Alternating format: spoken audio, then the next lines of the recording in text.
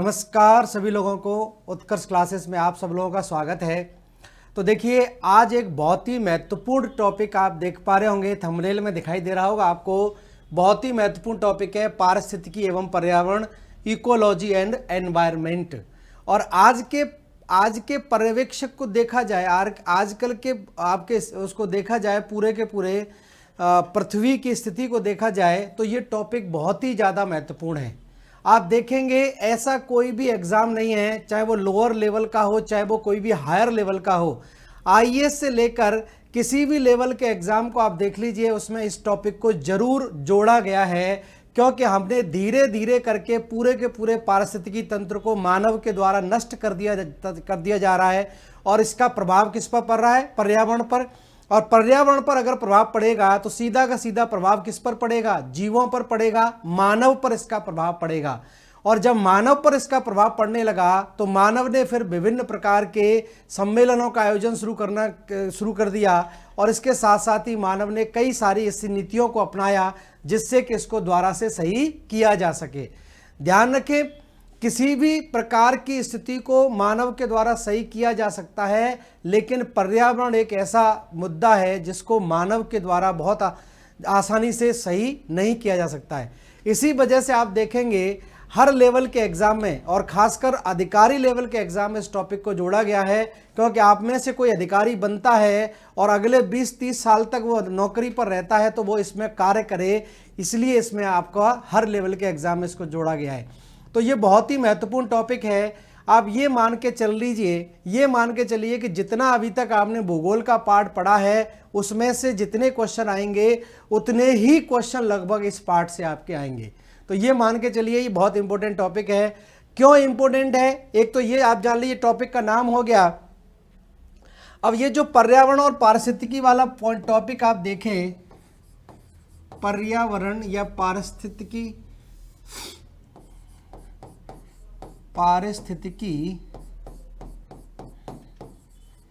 तो एक बहुत ही समावेशी टॉपिक है, ये सिंगल टॉपिक नहीं है। देखिए, 3 चीजें इसमें आपकी आ जाती हैं। किस तरह से आपके प्रश्न यहां पर बनेंगे?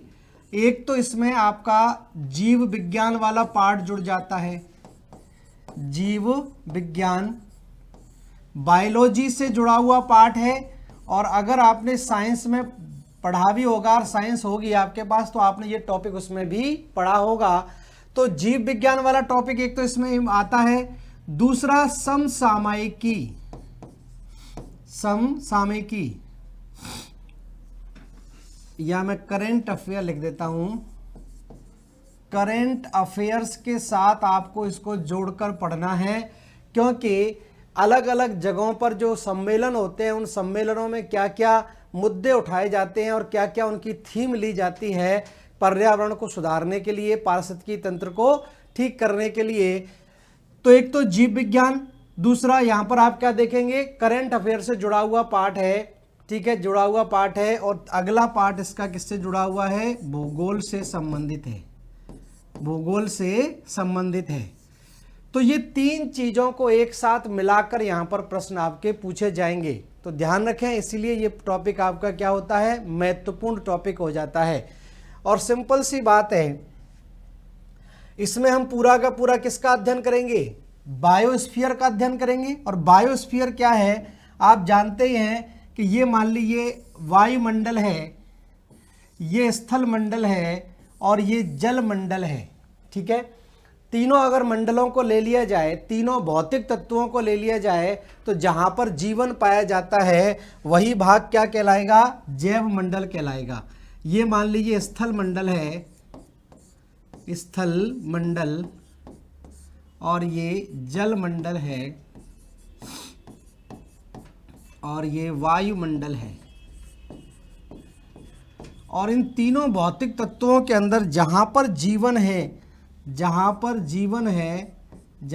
जीवन पाया जाएगा, ये वाला भाग क्या कहलाएगा?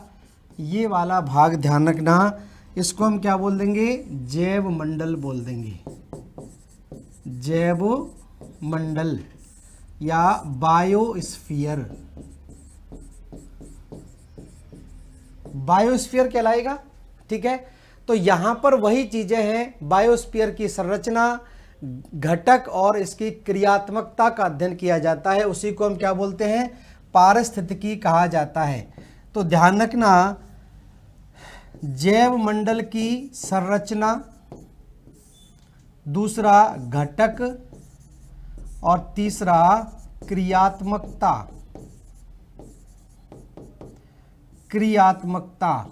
ठीक है। तो जैव मंडल किसमें कहेंगे हम, जीवों की जैव मंडल की संरचना, घटक और क्रियात्मकता का अध्ययन किया जाता है, अध्ययन किया जाता है। इसी को हम क्या बोल देते हैं, इसी को बोल देते हैं हम पारिस्थितिकी या इकोलॉजी। ठीक है। तो सिंपल सी परिभाषा अगर इकोलॉजी की आप देखें तो जीव विज्ञान और भौतिक भूगोल की समावेशी शाखा को हम क्या बोलते हैं, पारिस्थितिकी बोलते हैं। ठीक है। तो सिंपल सी इसकी परिभाषा लिख लेते हैं, यहां पर ही मैं लिख देता हूं, जीव विज्ञान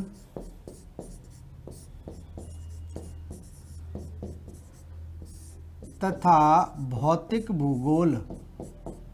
भौतिक भूगोल में क्या आ जाएगा, स्थल मंडल, जल मंडल और वायुमंडल। भौतिक भूगोल की समावेशी शाखा,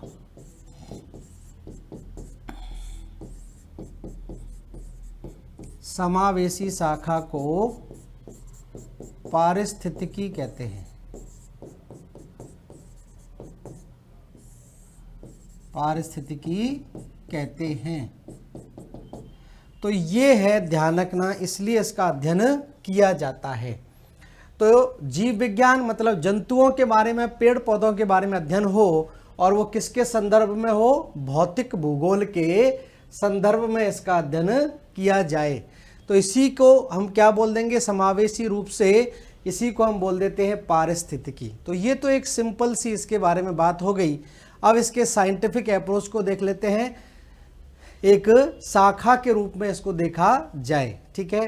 तो इसका सिंपल सी बात यहां पर लिख लीजिए, क्या क्या चीजें हम इसमें अध्ययन करेंगे।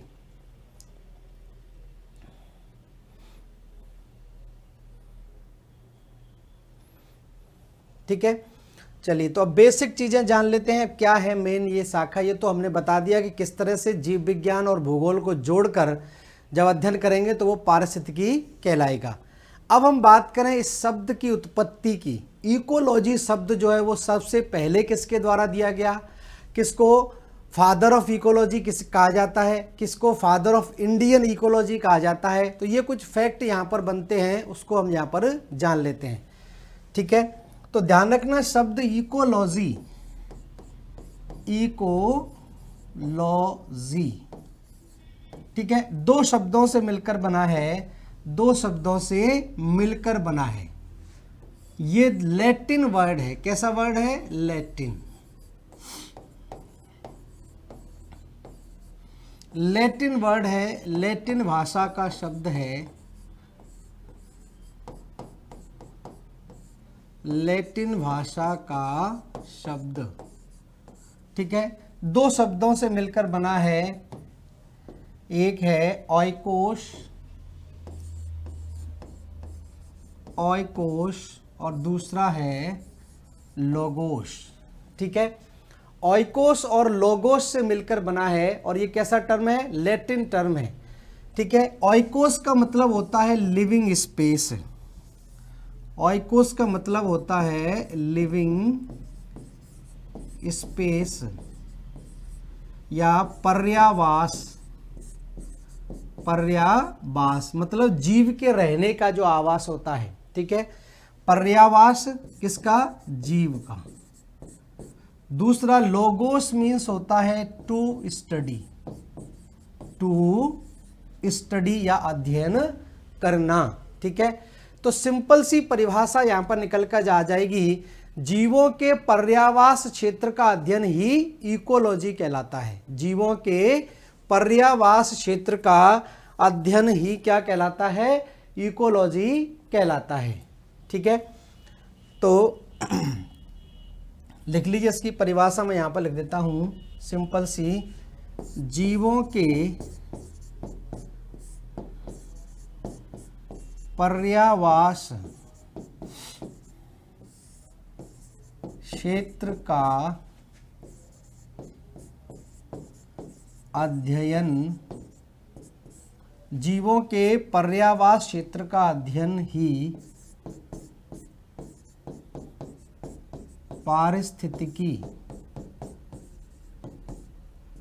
पारिस्थितिकी कहलाता है। पारिस्थितिकी कहलाता है। सिंपल सी बात यहाँ पर है। तो जीवों के पर्यावास क्षेत्र का अध्ययन करना ही क्या कहलाता है? पारिस्थितिकी कहलाता है। ठीक है। इसमें क्या होता है कि पर्यावरण का जीवों पर प्रभाव पड़ता है, पर्यावरण का जीवों पर प्रभाव देखा जाता है और जीवों का पर्यावरण पर प्रभाव देखा जाता है। बस ये इसमें आपको लिखना है। ठीक है। इसमें पर्यावरण का जीवों पर प्रभाव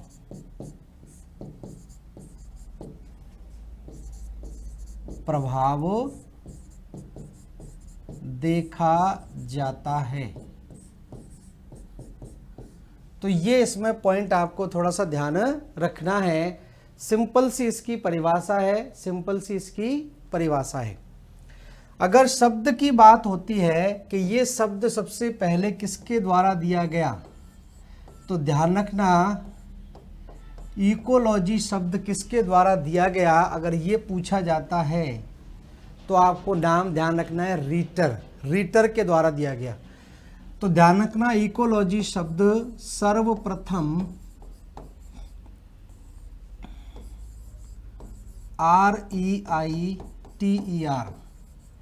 REITER रीटर के द्वारा दिया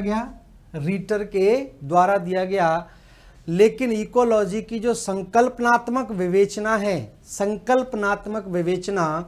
तो ध्यान रखना संकल्पनात्मक विवेचना की बात आती है तो इकोलॉजी की संकल्पनात्मक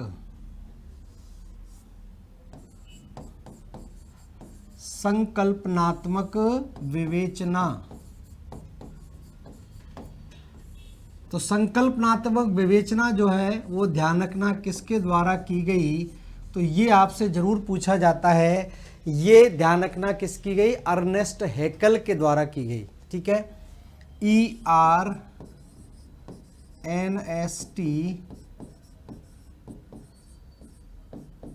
अर्नेस्ट हैकल के द्वारा यह संकल्पना दी गई। तो संकल्पनात्मक विवेचना की अर्नेस्ट हैकल ने, इसीलिए इसको कहा जाता है, ध्यान रखना, फादर ऑफ इकोलॉजी। क्या कहा जाता है? Father of ecology. 1869 में इसने संकल्पना दी, तो इसको बोलते हैं फादर ऑफ इकोलॉजी।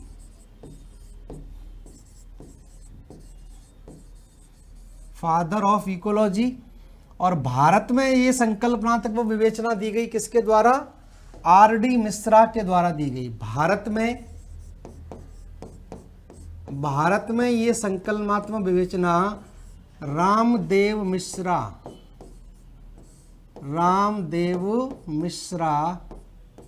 या RD मिश्रा कहा जाता है, ध्यान रखना। तो इसको बोलते हैं father of Indian ecology. Father of Indian ecology, ये ध्यान रखना है। ठीक है। तो अगर सीधा पूछा जाए कि फादर ऑफ इकोलॉजी कौन है, तो अर्नेस्ट हैकेल को कहा जाएगा। लेकिन भारत में जो रामदेव मिश्रा हैं उनको कहा जाता है फादर ऑफ इंडियन इकोलॉजी। ठीक है। भारतीय पारिस्थितिकी तंत्र का पिता, क्योंकि भारत में पारिस्थितिकी तंत्र की विवेचनात्मक संकल्पना जो इन्हीं के द्वारा दी गई थी। ठीक है। तो ये बेसिक चीजें आपको ध्यान रखनी है। शब्द का मतलब आप जान गए। इकोलॉजी शब्द लैटिन वर्ड है, दो शब्दों से मिलकर बना है, ओइकोस और लोगोस। ओकोस मीन्स होता है लिविंग स्पेस और लोगोस मीन्स होता है टू स्टडी। तो जीवों के पर्यावास का अध्ययन करना ही क्या कहलाता है? इकोलॉजी कहलाता है, पारिस्थितिकी कहलाता है। ध्यान रखना है आपको। अब इसमें पर्यावरण का जो जीवों पर प्रभाव पड़ता है उसको देखा जाता है। दो व्यक्तियों के नाम याद रखने हैं। सर्वप्रथम इस शब्द को देने वाला व्यक्ति का नाम रेटर है। संकल्पात्मक विवेचना करने वाला व्यक्ति अर्नेस्ट हैकेल है, इसलिए इसको फादर ऑफ इकोलॉजी बोल देते हैं। और भारत के लिए आपको याद रखना है आर.डी. मिश्रा, रामदेव मिश्रा को बोलते हैं भारतीय पारिस्थितिकी तंत्र का पिता। ठीक है, तो ये चीज़ ध्यान रखना है। एक एक चीज़ क्लियर करके चलेंगे, ध्यान रखना। सीधे के सीधे प्रश्न यहाँ से पूछे जाएंगे और बहुत ही इंपॉर्टेंट पार्ट है। साथ साथ में नोट करते जाएं। मैं हर चीज़ बोर्ड पर नहीं लिखूंगा, मैं कुछ चीज़ बोलकर भी लिखवाऊंगा, तो आप साथ साथ में इसको लिखते चले जाएं। कॉपी पेन लेकर बैठें। और ये मान लीजिए, मैं आपको दोबारा से बता रहा हूं कि जितना पार्ट भूगोल का अभी तक आपने पढ़ा है अपने कोर्स से संबंधित, जितने क्वेश्चन वहां से पूछे जाएंगे उतने ही क्वेश्चन यहाँ से भी पूछे जाएंगे। तो ये मान लीजिए लगभग आधा पार्ट यहाँ से आएगा, क्योंकि ये पार्ट जीव विज्ञान से भी जुड़ा हुआ है और ये पार्ट करंट अफेयर से भी जुड़ा हुआ है। क्योंकि करंट अफेयर में भी आप देखेंगे बहुत से ऐसी परियोजनाएं या बहुत से ऐसे सम्मेलन दुनिया भर की देश की सरकारों के द्वारा की जाती हैं कि जिससे कि पारिस्थितिकी संतुलन को बनाया जा सके। तो ये ध्यान रखना बहुत इंपॉर्टेंट पार्ट है। अब हम जान लेते हैं इसकी शाखाओं के बारे में, पारिस्थितिकी की शाखाएं। ठीक है, तो पारिस्थितिकी की शाखाएं, या शॉर्ट में लिख देता हूं पारिस्थितिकी तंत्र या पारतंत्र की शाखाएं, ब्रांचेस ऑफ इकोलॉजी। तो देखिए, पारतंत्र की शाखाओं की अगर मैं बात करूं तो इसकी दो प्रमुख शाखाएं हैं, या ये कहें दो भागों में विभाजित इसको कर सकते हैं। ठीक है, दो प्रमुख शाखाएं हैं। ध्यान रखना, यहां पर कुछ टेक्निकल टर्म इस्तेमाल होंगे जो केवल इंग्लिश में हैं, हिंदी में इनको ज़्यादा नहीं महत्व दिया जाता है और ना ही हिंदी में आपसे पूछे जाएंगे, इंग्लिश में ही लिखा रहता है। ठीक है, क्योंकि इसका जो खोज हुई है वो यूरोप में हुई है या अमेरिका में हुई है इकोलॉजिस्ट की, भारत में इसकी खोज नहीं हुई है। तो ऐसे हिंदी के सटीक शब्द आपको इसके नहीं मिलेंगे, लेकिन फिर भी मैं कोशिश करूंगा मेन चीज़ें आपको बताने की। ठीक है, तो ध्यान रखना, यहाँ पर दो पारिस्थितिकी की बात आती है, एक ऑटो इकोलॉजी, स्वपारिस्थितिकी, पारिस्थितिकी, और दूसरी है सिन इकोलॉजी।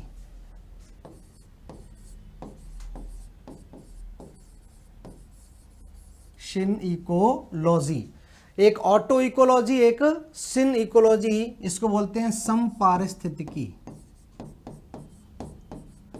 समपारिस्थितिकी। ठीक है, और दोनों से प्रश्न आपका पूछ लिया जाता है कि सिन इकोलॉजी किसे कहते हैं या ऑटो इकोलॉजी किसे कहा जाता है। तो ध्यान रखना, दोनों में बहुत मामूली सा अंतर है। मामूली सा अंतर क्या है, ध्यान रखना, अगर ऑटो इकोलॉजी की बात होती है तो यदि किसी एक जीव जाति का पारिस्थितिकी अध्ययन किया जाता है। ठीक है, इसमें किसकी बात हो रही है, केवल एक जीव जाति के पारिस्थितिकी तंत्र के अध्ययन की बात की जाती है, जबकि इसमें क्या करते हैं हम सिन इकोलॉजी में जीवों का पूरे के पूरे पारिस्थितिकी तंत्र में जीवों का वितरण, उनकी आपस में क्रिया तथा पारतंत्र की भूमिका सबका अध्ययन किया जाता है। मतलब पूरे के पूरे जीव समुदाय का अध्ययन किया जाता है। जब पूरे जीव समुदाय का या संपूर्ण पारिस्थितिकी तंत्र का अध्ययन किया जाता है तो वो क्या कहलाता है, समपारिस्थितिकी कहलाता है। इसमें एक जीव जाति के पारिस्थितिकी का अध्ययन किया जाता है और इसमें संपूर्ण जीव जाति का अध्ययन किया जाता है, संपूर्ण जीव जाति का। तो लिख लिए, इसमें सिंपल सा है। ऑटो इकोलॉजी का मतलब है यदि किसी एक जीव जाति के पारिस्थितिकी का अध्ययन किया जाता है, जब किसी एक जीव जाति के पारितंत्र का अध्ययन किया जाता है, अध्ययन किया जाता है। ठीक है, तो किसी एक जीव जाति के पारतंत्र का अगर अध्ययन किया जाता है तो वो आपका स्वपारिस्थितिकी कहलाएगा। और जब जीव समुदाय या संपूर्ण पारिस्थितिकी तंत्र का अध्ययन किया जाए, संपूर्ण पारिस्थितिकी तंत्र का ही अध्ययन किया जाए, तो यहां पर लिख लीजिए इसका मतलब, जब जीव समुदाय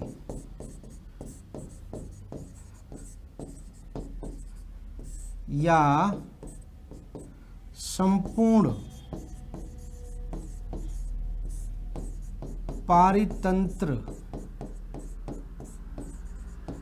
का अध्ययन किया जाए,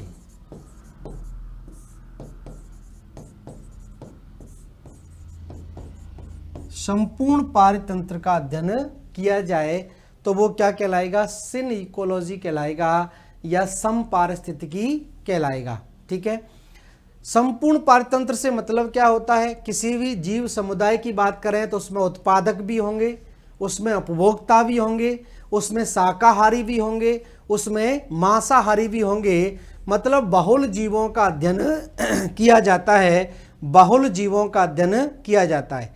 तो संपूर्ण पारिस्थितिकी तंत्र से मतलब आप समझ गए, यहां पर तो केवल एक जीव की बात करेंगे और यहां पर संपूर्ण पारिस्थितिकी तंत्र की बात करेंगे।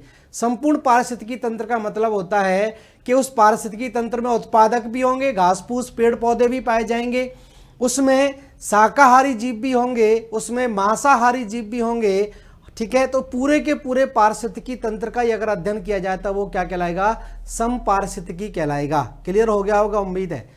ठीक है, तो इसमें एक जीव जाति का अध्ययन कर रहे हैं और इसमें पूरे जीव समुदाय का या उस पारिस्थितिकी तंत्र में जितने भी बहुल जीव पाए जाते हैं उन सब का अध्ययन अगर किया जाता है तो वो आपका कहलाता है। ठीक है, तो यहां पर उत्पादन से लेकर उपभोक्ता, शाकाहारी, मांसाहारी सभी प्रकार के जीवों का अध्ययन किया जाए तो वो सिन इकोलॉजी कहलाएगा। ठीक है, अब हम बात करें level of organization of ecology, तो यहां पर हेडिंग डालेंगे नेक्स्ट, इसको लिख लीजिए, इसके बाद आगे लिखिए, हेडिंग डाल दीजिए आप लोग, level of organization of ecology.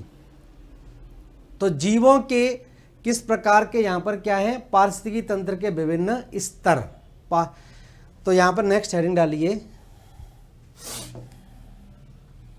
पारितंत्र के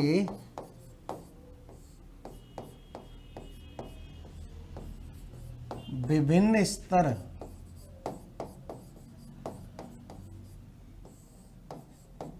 पारितंत्र के विभिन्न स्तर या level of organization, level of organisation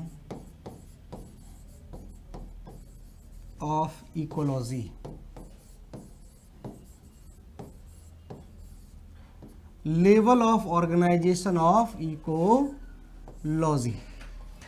तो देखिए, इकोलॉजी के लेवल ऑफ ऑर्गेनाइजेशन की बात करें तो इसमें क्या क्या चीज़ें हमको जाननी है, पढ़नी है, उसको हम जान लेते हैं। ठीक है, तो ध्यान रखें यहाँ पर क्या क्या लेवल ऑफ ऑर्गेनाइजेशन है। तो इसमें लिखिए पहले 2 लाइनें, फिर हम आगे पढ़ते हैं। 2 लाइनें आप नोट डाउन करिए यहाँ पर फटाफट से लिख लिए। संगठन के, ये पारिस्थितिकी तंत्र की बात कर रहे हैं, संगठन के स्तर की सबसे छोटी इकाई से लेकर बृहत्तम इकाई के रूप में प्रकट किया जाता है।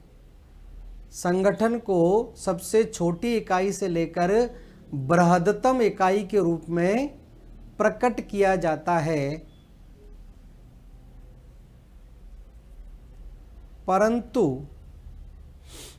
परंतु विभिन्न स्तरों के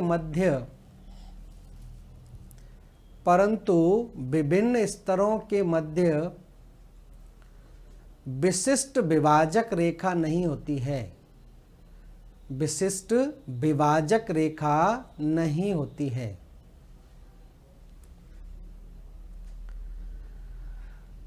विभिन्न स्तरों के मध्य विशिष्ट विभाजक रेखा नहीं होती है। इसी में लिखिए नेक्स्ट पैराग्राफ से, पारिस्थितिकीय संगठन के विभिन्न स्तर, पारिस्थितिकीय संगठन के विभिन्न स्तर निम्नलिखित हैं। विभिन्न स्तर निम्नलिखित हैं। तो किस प्रकार से इसके ऑर्गेनाइजेशन के लेवल हैं उसकी अगर हम बात करें तो ध्यान रखना, पारिस्थितिकी तंत्र की सबसे छोटी इकाई जो होती है वो क्या होती है? जीव होता है, व्यष्टि होती है। इसको व्यष्टि हो जाता है, इंडिविजुअल। ठीक है। और इंडिविजुअल से, जीवों से मिलकर क्या बनती है? जनसंख्या बनती है। और बहुत सारे जीवों की जनसंख्या अगर मिल जाए तो वो क्या बन जाएगा? एक समुदाय बन जाएगा, कम्युनिटी का निर्माण हो जाएगा, जिसको हम इकोलॉजिकल आपका कम्युनिटी बोलते हैं। ठीक है, या पारिस्थितिकी समुदाय कहा जाता है। और बहुत सारे अगर समुदाय मिल जाएं तो उससे क्या बन जाता है? उससे इकोसिस्टम बन जाता है, पारिस्थितिकी तंत्र का निर्माण हो जाता है। और बहुत सारे पारिस्थितिकी तंत्र अगर मिल जाते हैं, बहुत सारे पारिस्थितिकी तंत्र, जैसे मान लीजिए एक तालाब का पारिस्थितिकी तंत्र है, घास के मैदान का पारिस्थितिकी तंत्र है। ठीक है, या आप देखेंगे क्या बोलते हैं, सदाबहार वर्षा वनों का पारिस्थितिकी तंत्र है। जब बहुत सारे पारिस्थितिकी तंत्र मिल जाते हैं तो वो फिर क्या कहलाता है? बायोम कहलाता है या जीवोम कहलाता है। ठीक है, और सारे जीवोम को मिलाकर क्या बन जाता है? अल्टीमेटली बायोस्फीयर बन जाता है, जैव मंडल का निर्माण हो जाता है। तो इसके क्या क्या लेवल्स ऑफ ऑर्गेनाइजेशन हो जाएंगे तो ध्यान रखना, सबसे पहले कौन आ जाएगा? जीव आ जाएगा, जिसको क्या आ जाता है? व्यष्टि। ठीक है, और जीवों के झुंड को क्या बोल देंगे? जनसंख्या बोल देंगे, जनसंख्या, या इसको समष्टि, समष्टि कहा जाता है। इसको हम बोल देंगे इंडिविजुअल। इंग्लिश में भी लिख देता हूं क्योंकि इंग्लिश में ही मतलब है इनका, इंडिविजुअल। इसको बोलते हैं इकोलॉजिकल पॉपुलेशन, इकोलॉजिकल पॉपुलेशन। तीसरा, जनसंख्या को मिलकर क्या बन जाएगा? पारिस्थितिकी समुदाय बन जाएगा, समुदाय का निर्माण हो जाएगा, या इकोलॉजिकल कम्युनिटी, कम्युनिटी। ठीक है, और बहुत सारी कम्युनिटी अगर मिल जाएं तो इससे क्या बन जाएगा? इकोसिस्टम बन जाएगा, इकोसिस्टम या पारिस्थितिकी तंत्र का निर्माण हो जाएगा। ठीक है, और अगर बहुत सारे पारिस्थितिकी तंत्र बन जाते हैं तो इससे जीवोम बन जाता है, जीवोम या बायोम कहा जाता है, बायोम का निर्माण हो जाएगा। और बहुत सारे बायोम मिलकर क्या बना देंगे?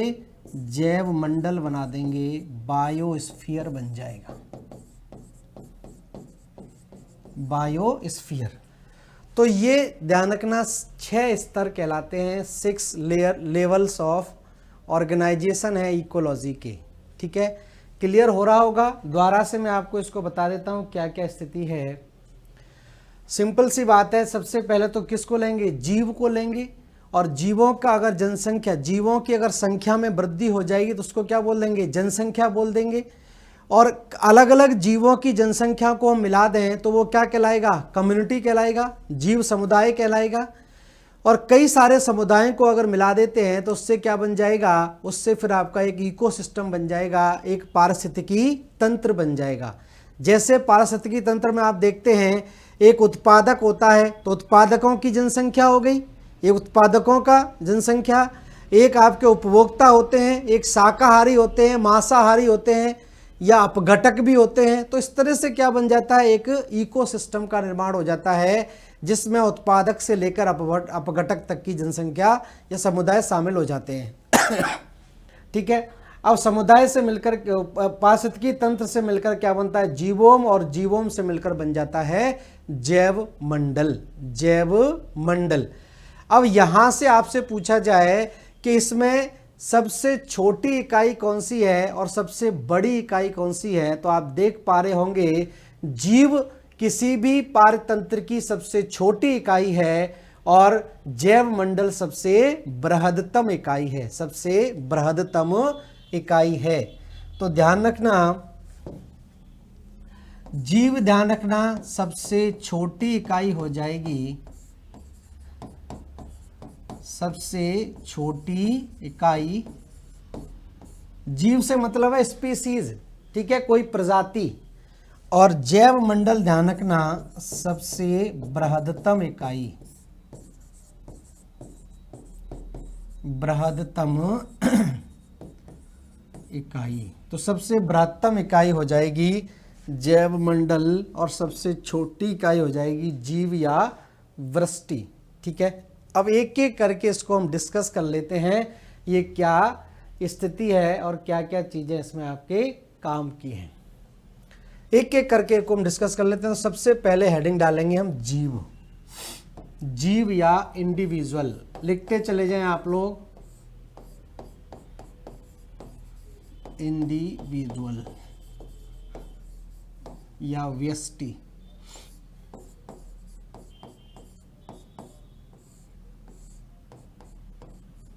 ठीक है, तो पहली हेडिंग डालिए जीव या व्यष्टि और इसमें लिखिए वह कोई भी, जीव के अंदर लिखिए जीव कुछ भी हो सकता है, पेड़ भी हो सकते हैं, पेड़ पौधे भी हो सकते हैं, जीव जंतु भी हो सकते हैं, सूक्ष्म जीव भी हो सकते हैं, माइक्रो ऑर्गेनिज्म भी हो सकते हैं, क्योंकि ये सब इकोसिस्टम का ही पार्ट है। तो लिखिए वह कोई भी पादप, लिखिए आप लोग कॉपी पेन लेके, वह कोई भी पादप कौमा सूक्ष्म जंतु, कोई भी पादप कौमा जंतु या सूक्ष्म जीव, वह कोई भी पादप कौमा जंतु या सूक्ष्म जीव जिसमें जीवन पाया जाता हो, जिसमें जीवन पाया जाता हो तथा स्वतंत्र रूप से क्रियाशील हो, तथा स्वतंत्र रूप से क्रियाशील हो, कौमा पारितंत्र में अपनी भूमिका निभाता हो, पारितंत्र में अपनी भूमिका निभाता हो, उसे जीव कहा जाता है, उसे जीव कहा जाता है। द्वारा से सुनिए, वह कोई भी पादप कौमा जंतु या सूक्ष्म जीव जिसमें जीवन पाया जाता हो तथा स्वतंत्र रूप से क्रियाशील हो, पारतंत्र में अपनी भूमिका निभाता हो, उसे क्या कहा जाएगा? जीव कहा जाता है। लिखिए इसी में, जीव ही पारितंत्र की, पारितंत्र मतलब पारिस्थितिकी तंत्र, जीव ही पारितंत्र के अध्ययन की, लिखिए जीव ही पारितंत्र के अध्ययन की सबसे आधारभूत इकाई है, जीव ही पारितंत्र के अध्ययन की आधारभूत इकाई है,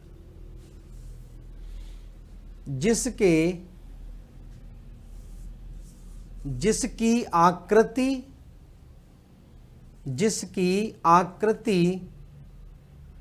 कौमा शारीरिक संरचना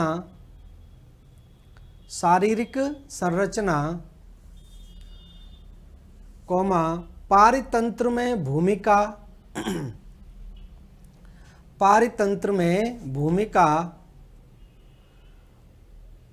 कौमा पारस्परिक अंतरक्रिया आदि का अध्ययन करते हैं, ठीक है। तो जीव की परिभाषा आप जान गए। दूसरा, अगर कोई भी जीव है उसमें जीवन है तो जाहिर सी बात है उसकी कोई निश्चित आकृति होगी, कोई एक निश्चित उसकी शारीरिक संरचना होगी और पारतंत्र में उसकी कोई ना कोई भूमिका जरूर होगी, क्योंकि बिना भूमिका के वो जीव नहीं कहलाएगा।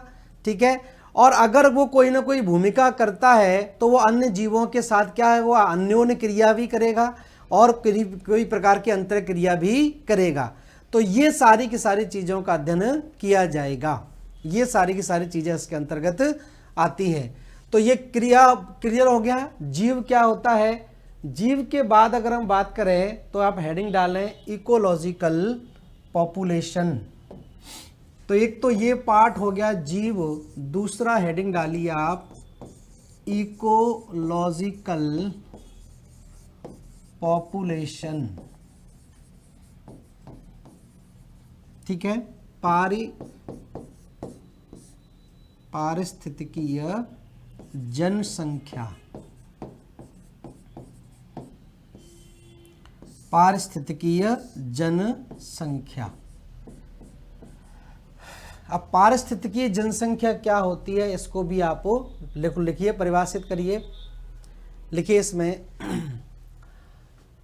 समान प्रजाति के, हेडिंग डालिए पारिस्थितिकी जनसंख्या, और इसमें लिखिए समान प्रजाति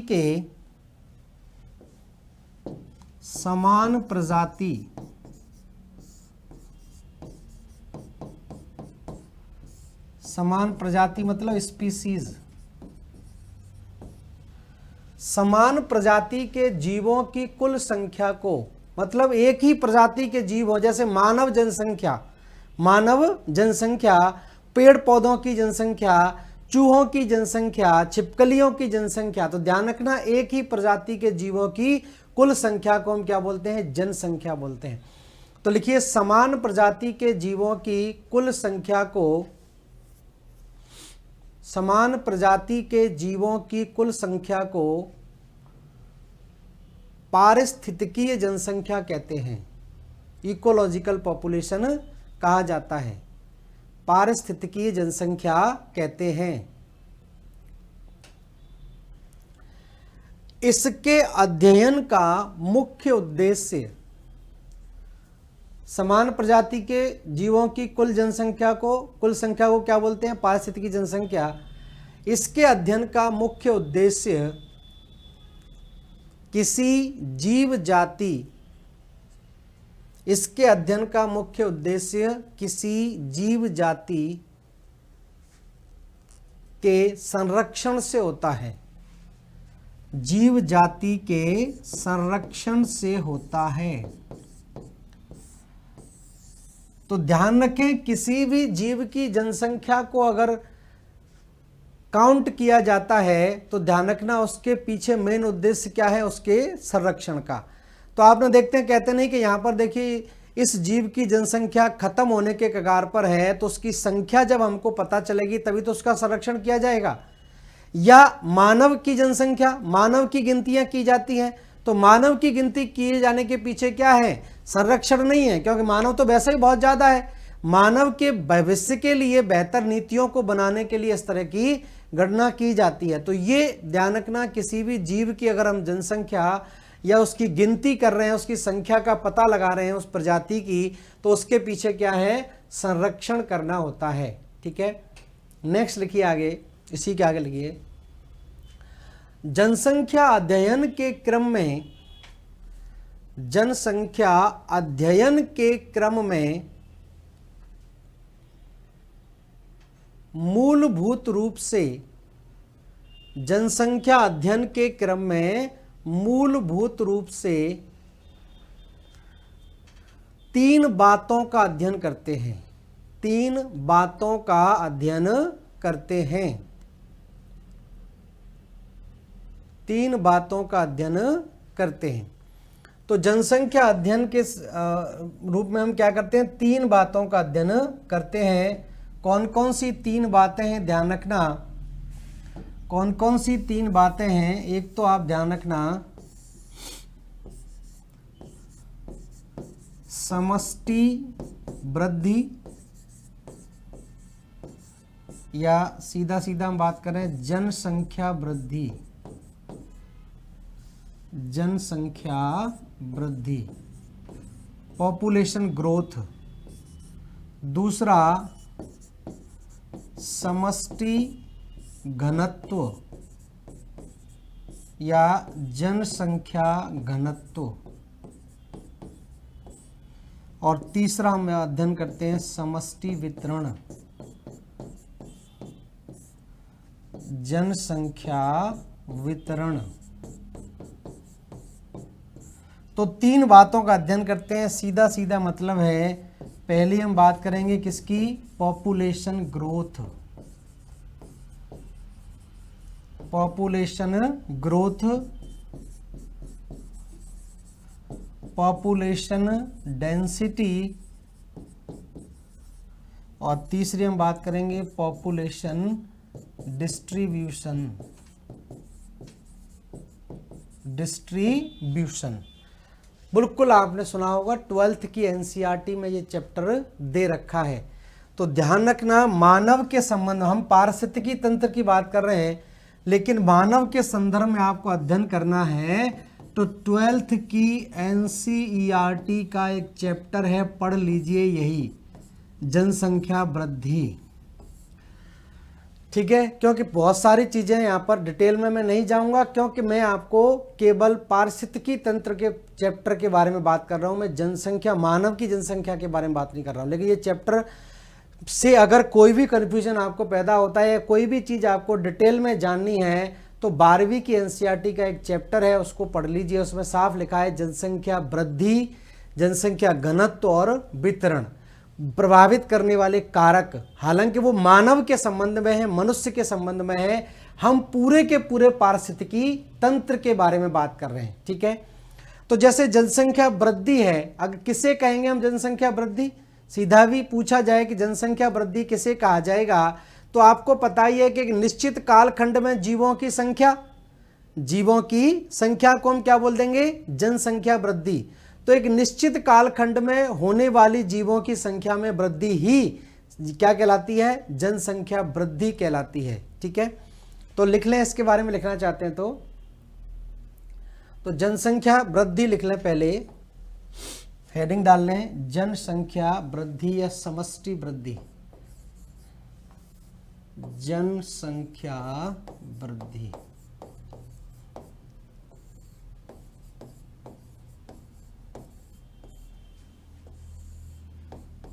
बहुत आराम से समझते हुए चलिए, एक एक जो शब्द है इनका मतलब आपको पता होना चाहिए।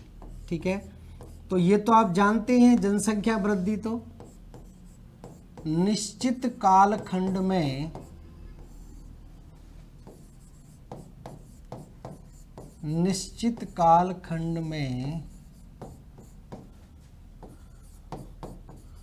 होने वाली जीवों की संख्या में वृद्धि, जीवों की संख्या में वृद्धि। ठीक है, तो निश्चित कालखंड में जो जीवों की संख्या में वृद्धि, जैसे हम देखते हैं नहीं कि 2010 में 2011 में जनगणना हुई और उसके बाद 2021 में, हालांकि इसकी तो अभी हुई नहीं, तो इस 10 वर्ष के कालखंड में जो जीवों की संख्या में वृद्धि होगी उसी को हम क्या बोल देंगे, जनसंख्या वृद्धि। 10 साल में तो हम मानव की जनगणना करते हैं, लेकिन जीवों की हम कुछ ही समय में कर सकते हैं। जैसे माइक्रो बैक्टीरिया हैं, सूक्ष्म जीव हैं, वो कुछ ही समय में लाखों की संख्या में वृद्धि कर जाते हैं। तो कोई भी एक निश्चित कालखंड ले सकते हैं, ऐसा नहीं है कि हम 10 साल का ही कालखंड लेंगे। 10 साल का तो हम मानव की जनसंख्या के लिए लेते हैं, मतलब कोई भी कालखंड, छोटे से छोटा कालखंड से बड़ा कालखंड भी हो सकता है। तो ध्यान रखें, जनसंख्या वृद्धि या समष्टि वृद्धि 3 बातों पर निर्भर करती है। किस पर निर्भर करती है? 3 बातों पर निर्भर करती है। तो ध्यान रखें, जनसंख्या वृद्धि 3 बातों पर निर्भर करती है।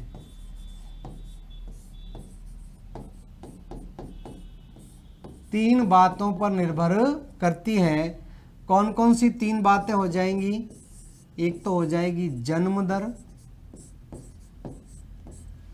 एक हो जाएगी मृत्यु दर, और तीसरा क्या हो जाएगा प्रवास। ठीक है, इसको हम बोलते हैं बर्थ रेट,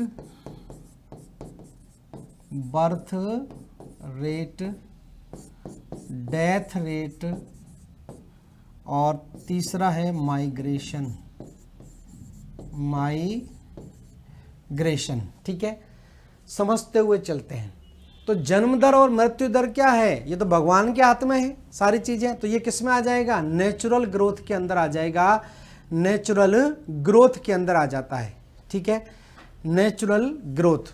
तो ध्यान रखना, इन दोनों को मिलाकर क्या होती है, नेचुरल ग्रोथ होती है, प्राकृतिक वृद्धि होती है। Natural growth. जबकि प्रवास क्या होता है, प्रवास मतलब जानते हैं आप, किस जीव का किसी एक स्थान से दूसरे स्थान पर चले जाना। तो प्रवास अन्य कारणों से भी हो सकता है, प्राकृतिक आपदा भी प्रवास के लिए उत्तरदायी होती हैं, और अन्य फैक्टर भी उत्तरदायी होते हैं। फैक्टर कैसे उत्तरदायी होंगे, जैसे मान ली किसी जगह पर जीव रह रहे हैं आपस में मिलजुल कर, लेकिन वहां पर कई सालों से सूखा पड़ गया, तो वो जीव एक जगह से क्या होगा, दूसरी जगह चले जाएंगे। तो ये भी जनसंख्या वृद्धि को क्या करेंगे, प्रभावित करेंगे। सिंपल सी बात है। तो ध्यान रखें, प्रवास दो तरह का होता है, एक उपप्रवास होता है, उत्प्रवास, एक अप्रवास होता है। ठीक है, तो दोनों को यहां पर जान लें, सिंपल सी बात है। प्रवास की मैं बात कर रहा हूं, ये इतना क्लियर है। ये तीन बातों पर निर्भर कर रहा है। कौन कौन सी तीन बातें हैं, तीन बातों पर निर्भर करता है, जन्म दर, मृत्यु दर और प्रवास। ठीक है, प्रवास या माइग्रेशन जिसको कहा जाता है, माइग्रेशन कहा जाता है। तो देखिए, इसमें प्रवास को क्या करते हैं, दो भागों में बांट देते हैं। प्रवास या माइग्रेशन दो प्रकार की होती है। एक होता है उत्प्रवास, एक होता है अप्रवास। उत्प्रवास और अप्रवास कहलाता है। ठीक है, उत्प्रवास की अगर हम बात करते हैं तो जनसंख्या के स्रोत से चले जाना। ठीक है, जहां पर इसकी जनसंख्या निवास करती है उस स्रोत से छोड़कर कहीं दूसरे स्थान पर अगर चले जाते हैं तो वो क्या कहलाता है, वो उत्प्रवास कहलाता है। लेकिन एक अप्रवास की बात करें तो इसमें क्या होता है कि चले गए थे लेकिन वापस उसी डेस्टिनेशन पर पहुंच जाते हैं, तो वो क्या कहलाता है, अप्रवास कहलाता है। ठीक है, जैसे सुना होगा अप्रवासी भारतीय। अप्रवासी भारतीय मतलब पहले वो भारत को छोड़ के चले गए थे लेकिन वापस अब भारत में आकर रहने लग गए हैं, तो वो क्या कहलाते हैं, अप्रवासी भारतीय कहलाते हैं। तो ध्यान रखना, इसका सीधा सीधा मतलब है जनसंख्या स्रोत को छोड़कर चले जाना। जनसंख्या स्रोत को छोड़कर चले जाना। ठीक है, तो जनसंख्या स्रोत को छोड़ के चले जाते हैं, कई कारण हो सकते हैं। कुछ आपके प्रतिकारक भी होते हैं और कुछ आपके लाभकारी कारक भी होते हैं।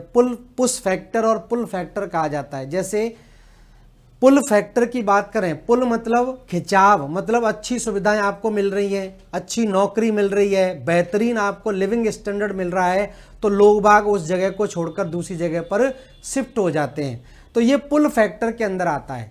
एक होता है पुश फैक्टर। पुश फैक्टर मतलब आपको मजबूरी में वो जगह छोड़नी पड़ जाती है। मजबूरी का मतलब क्या है कि बहुत ज़्यादा भूस्खलन हो रहा है या प्राकृतिक कारक में जैसे या वहाँ पर आपकी बाढ़ ज़्यादा आती है या भूकंप संभावित क्षेत्र ज़्यादा है तो आप छोड़कर चले जाएंगे, या अन्य भी कारक हो सकते हैं जैसे वहाँ पर सूखा पड़ गया भारी मात्रा में, या खाने पीने की व्यवस्था आपकी सही नहीं है, या वहाँ पर आपको रहने की व्यवस्था सही नहीं है, चिकित्सा सुविधाएं नहीं है, पढ़ाई की सुविधाएं नहीं है, तो भी लोग बाग उस जगह को छोड़कर चले जाते हैं।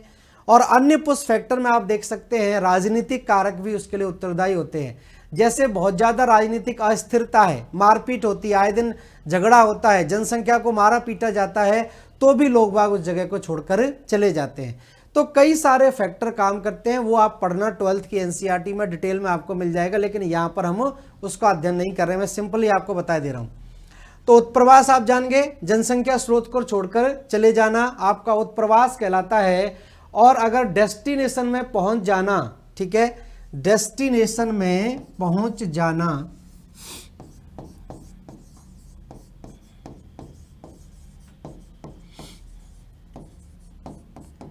वापस पहुंच जाना,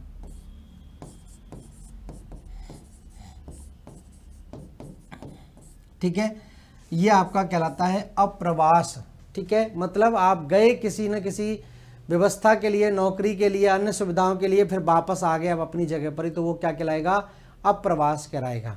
ठीक है, अब ये जो पॉपुलेशन ग्रोथ है, जनसंख्या वृद्धि जो है, समष्टि वृद्धि है, ये ध्यान रखना, अगर मृत्यु से जन्म ज्यादा हो रहा है तो ये कैसी हो जाएगी, पॉजिटिव भी हो जाएगी। कैसी हो जाती है, पॉजिटिव ग्रोथ कहलाती है, पॉजिटिव ग्रोथ। अगर पैदा कम हो रहे हैं, मृत्यु ज्यादा हो रही है, तो क्या होगी, नेगेटिव ग्रोथ कहलाएगी, नेगेटिव पॉपुलेशन ग्रोथ कहलाएगी। और अगर पॉजिटिव और मतलब मृत्यु दर और जन्म दर में बराबर है तो ये क्या कहलाएगा, ये न्यूट्रल कहलाएगा, उदासीन, न्यूट्रल जनसंख्या वृद्धि कहलाएगी।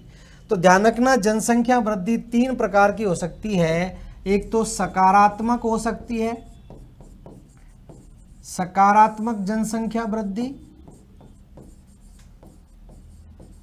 दूसरा नकारात्मक जनसंख्या वृद्धि, नकारात्मक जनसंख्या वृद्धि। और तीसरा कैसी है, उदासीन, न्यूट्रल, उदासीन जनसंख्या वृद्धि। तो जनसंख्या वृद्धि की स्थिति आप देख सकेंगे इस तरह से होती है।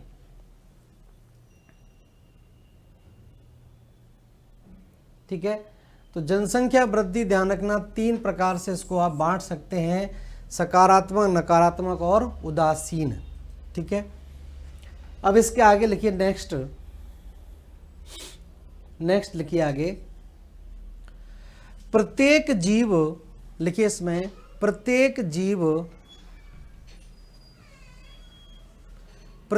जीव में समष्टि वृद्धि, प्रत्येक जीव में समष्टि वृद्धि समान नहीं होती है। प्रत्येक जीव में समष्टि वृद्धि समान नहीं होती है। इसे हम 2 रूपों में देख सकते हैं, इसे हम 2 रूपों में देख सकते हैं, इसे हम 2 रूपों में देख सकते हैं। ठीक है, दोबारा से बोल देता हूं, प्रत्येक जीव में समष्टि वृद्धि मतलब पॉपुलेशन ग्रोथ जो होती है जीवों के अंदर, वो समान नहीं होती है। इसको हम क्या करते हैं, 2 भागों में या 2 रूपों में विभाजित करके पढ़ सकते हैं। जैसे माइक्रो ऑर्गेनिज्म है, सूक्ष्म जीव जो होते हैं, उनमें क्या होती है, एक्सपोनेंशियल ग्रोथ पाई जाती है, चरघातांकीय वृद्धि दर होती है, मतलब अनरेस्ट्रिक्टेड ग्रोथ होती है, बहुत तेजी से ग्रोथ होती है। और बहुत ज़्यादा जनसंख्या वृद्धि जब होती है उनकी, तो उससे किस प्रकार के वक्र का निर्माण होता है, कर्व आपसे पूछा जाता है। और बड़े जीवों के अंदर जैसे लॉयन है, शेर है, चीता है, जिराफ है या अन्य जो है, उनमें जो वृद्धि दर होती है उसमें कौन से कर्व का निर्माण होता है। तो यहाँ पर हम 2 प्रकार के कर्व की बात करेंगे, 2 प्रकार के वक्रों की बात करेंगे जो आपसे पूछा जाता है। तो ध्यान रखना, अनरेस्ट्रिक्टेड और रेस्ट्रिक्टेड। ठीक है, तो 2 प्रकार के कर्व बनते हैं। तो सीधा पूछा जाएगा कि जे प्रकार का कर्व किसके लिए बनता है या एस आकार का कर्व किसके लिए बनता है। तो बहुत इंपॉर्टेंट पार्ट कराने जा रहा हूं, तो ध्यान रखें। इसमें अभी तक जो कराया है उसको मैं थोड़ा सा आपको रिवाइज करा देता हूं, कहां तक, कहां से हमने क्या चीजें पढ़ी हैं, उसके बाद हम लेकर चलेंगे उसको जो अभी किया है। तो देखिए, यहां से हमने शुरुआत की चैप्टर की। ठीक है, तो जो बच्चे बाद में जुड़े हैं आप उसको देखें। पारिस्थितिकी की हम बात कर रहे थे, तो पारिस्थितिकी ध्यान रखना 3 पार्टों से जोड़कर आपको पढ़ना है और बहुत इंपॉर्टेंट है। मैं यहाँ पर लिख देता हूँ, वेरी वेरी इंपॉर्टेंट वह पार्ट है आपका, क्योंकि ध्यान रखना हर एक कोई भी ऐसा पाठ्यक्रम नहीं है अधिकारी वर्ग में खासकर जिसमें इसको नहीं पढ़ाया जाए। पढ़ाए जाने का मेन कंसर्न ये है कि अभी अगर कोई नौकरी लगता है 2020 या 21 में या 22 में, तो अगले 30-35 साल तक वो नौकरी करेगा, और 30-35 साल ही ध्यान रखना पर्यावरण और पारिस्थितिकी के लिए बहुत ज़्यादा क्रूशियल टाइम है। तो इसीलिए मानव को इसके लिए तैयार किया जा रहा है कि वो आगे जाके पर्यावरण और पारिस्थितिकी पर विशेष ध्यान दे, क्योंकि लगातार आप देख रहे हैं ये जो काल चल रहा है कोरोना काल, ये किसकी वजह से है? इसी वजह से है कि हमने बहुत ज़्यादा पारिस्थितिकी तंत्र को नुकसान कर दिया, जिसका प्रभाव पर्यावरण पर पड़ता है, और पर्यावरण का प्रभाव सीधा किस पर पड़ता है? मानव पर पड़ता है। ठीक है, तो ये मेन कारण है। तो ध्यान रखें, जीव विज्ञान तथा भौतिक भूगोल की समावेशी शाखा को ही पारिस्थितिकी बोल देते हैं, सिंपल लैंग्वेज में अगर देखा जाए तो। ठीक है, उसके बाद इकोलॉजी शब्द की उत्पत्ति कहाँ से हुई है? तो ओइकोस और लोगोस से हुई है।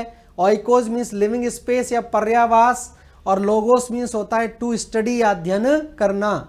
तो ध्यान रखना, जीवों के पर्यावास क्षेत्र का अध्ययन ही पारिस्थितिकी कहलाता है।